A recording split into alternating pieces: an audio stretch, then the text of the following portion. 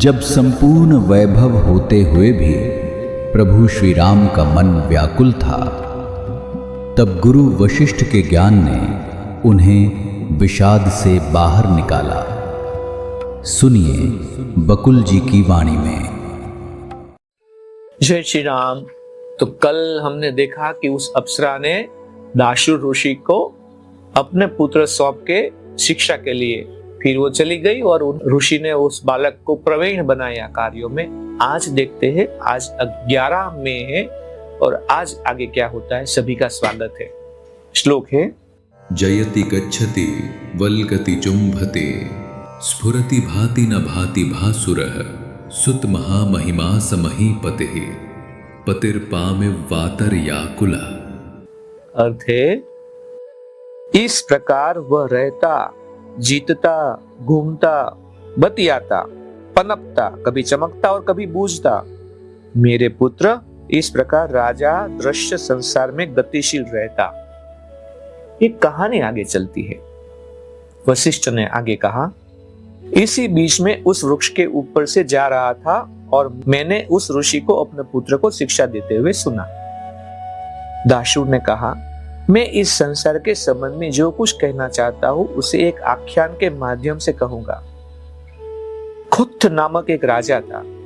उसमें तीनों लोगों को जीतने की शक्ति थी। तीनों लोगों के अधिष्ठाता देवता उस राजा की आज्ञा का पालन करते थे। सुख और दुख उत्पन्न करने वाले उसके असंख्य कर्मों की कोई सूची नहीं बना सकता था। कोई उस राजा की वीरता को किसी भी शस्त्र से चुनौती नहीं दे सकता था। यहाँ तक कि इंद्र, विष्णु और शिव भी उसका मुकाबला नहीं कर सकते थे।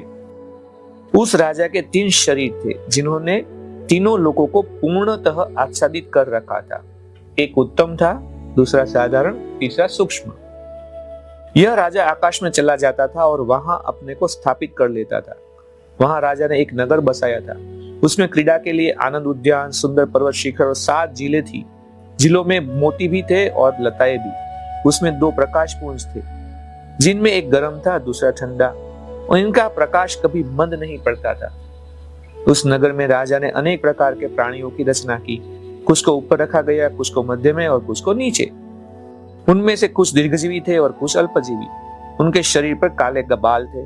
नगर के 9 द्वार थे। सभी मकान हवादार थे। 5 प्रकाश गृह थे। 3 स्तंभ थे जो लकड़ी के कुंदों पर टिके थे। इन पर सफेद चिकना प्लास्टर हुआ था। यह सब कुछ राजा ने माया से ही उत्पन्न किया था। यह राजा भूतों प्रेतों से खेलता था। भूत प्रेत भी जांच के भय से राजा से त्रस्त रहते थे। तपास नहीं करना चाहिए भूतों की।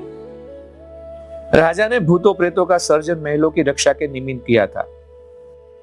जब उसके मन में नगर से बाहर जाने की विचार आता तो वह एक भावी नगर के बारे में सोचता और उसमें रहने की बात भी सोचता। भूत प्रेतों से घिरा हुआ तेजी से नए घरों की तरफ दौड़ता और पुराने घरों को छोड़ देता। नया नगर नए ढंग का होता, फिर जब चाहता तो उसे भी नष्ट कर देता। कभी कभी वो विलाप भी करता, मैं क्या करूं, मैं अज्ञानी हूं, मैं दीनहीन हूं। कभी वह हर्षित भी होता और कभी दुखी भी। ये कहानी किसकी है वो बाद में पता चलेगा, लेकिन अभी ध्यान से ये आपको सुनना है। अगर दोबारा भी सुनने पड़े तो सुनिएगा। इस प्रकार वह रहता, जीतता, घूमता, बतियाता, पनपता, कभी चमकता और कभी बूझता। मेरे पुत्र इस प्रकार राजा दृश्य संसार में गतिशील रहता। इस बात के साथ यहाँ पे विराम लेते, आगे देखते क्या होता है। तब तक के लिए जय श्री राम। इस ज्ञान यात्रा में हमारे साथ बने रहने के लिए चैनल को सब्सक्राइब करें और बेल आइकॉन दबाएं।